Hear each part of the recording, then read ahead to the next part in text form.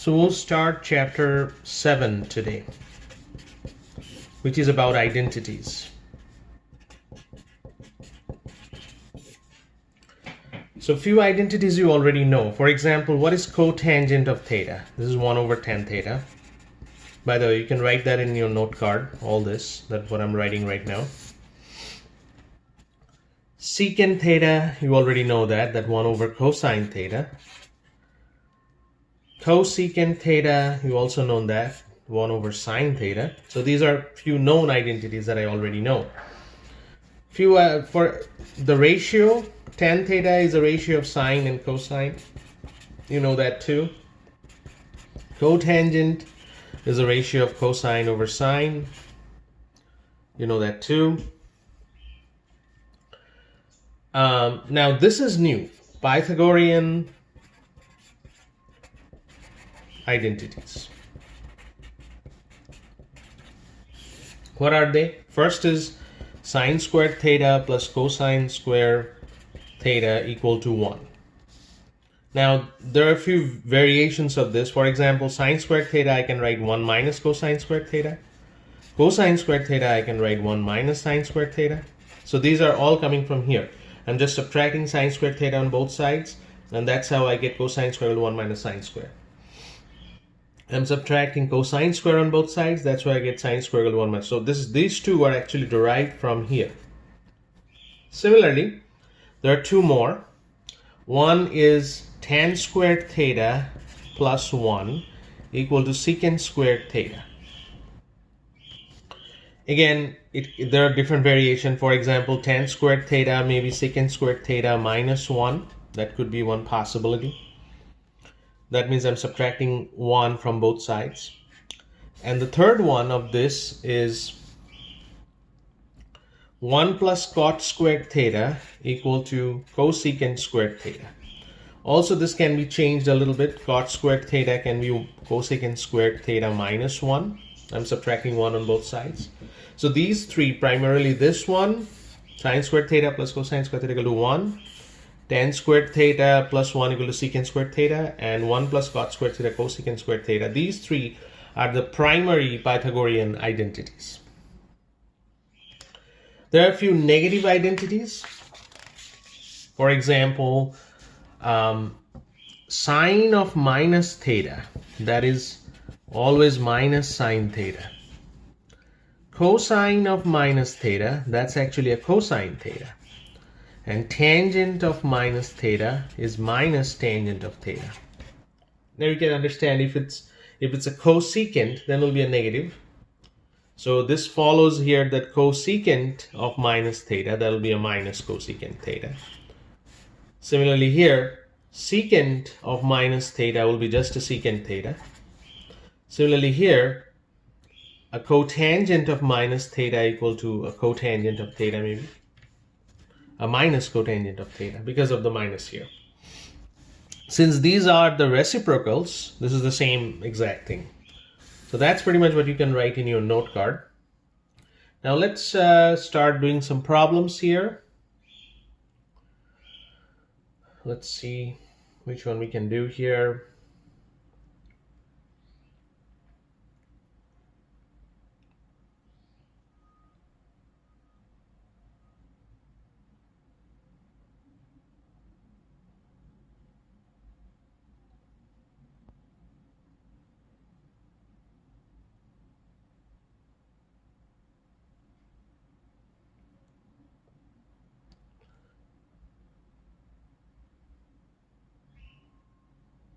So exercise problems.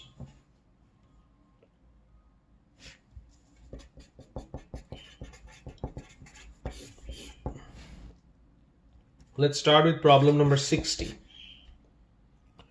What it says that write everything in terms of sine and cosine and simplify, and there should not be any quotients appear in the final expression. So the first rule number 1, write everything in terms of sine and cosine. Let's do that. So tangent, what I know, sine over cosine, that's the tangent times cosine. So this will cancel. The sine theta will be the answer. Let's try another one. 62.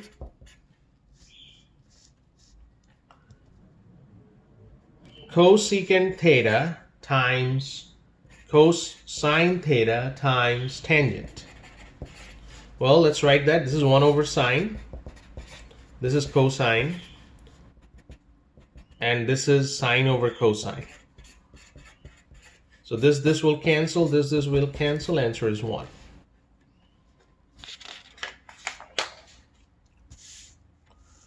Let's try another problem. A little bit different problem maybe. Number 66. Cotangent squared theta is 1 plus tan squared theta. Now here, can we identify any identity? Remember that I have a note card where all the identities are written. So here is the 3 Pythagorean identities. Sine squared plus cosine squared theta equal to 1. 1 plus tan squared theta equal to secant squared theta. Look at this 1 plus tan squared theta. That's actually a secant squared theta. So I can replace that. Cotangent squared theta times secant squared theta. So what's the clue here? When you're looking at, can you identify any of the identities? If you can, then replace that term by what the identity is. So this is cotangent squared times secant squared. Now I can write this in terms of sine and cosine. This is cosine squared theta over sine squared theta.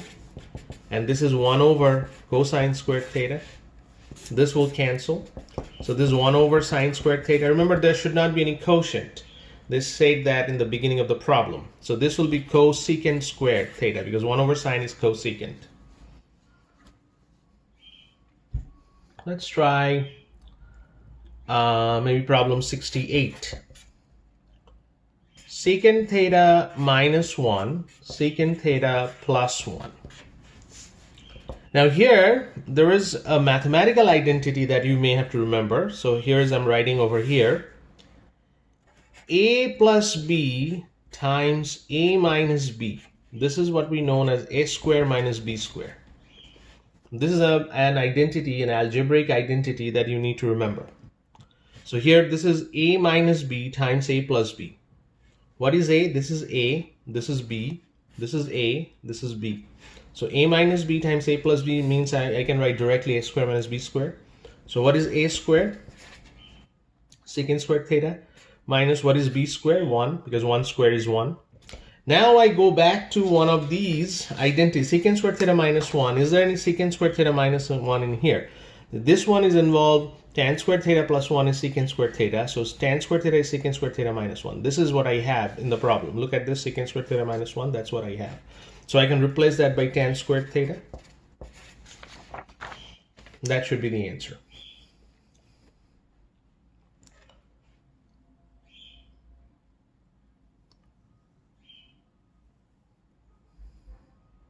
Okay, so try the similar problems, the homework problems that I'm going to assign now. Try those and let me know if you're having trouble with any one of those problems. Then I'm going to discuss that. The homework problems here: 59, 61, 63, 65, 67, 69. So those are the homework problems. All right, that's 7.1. We're going to start 7.2 next time.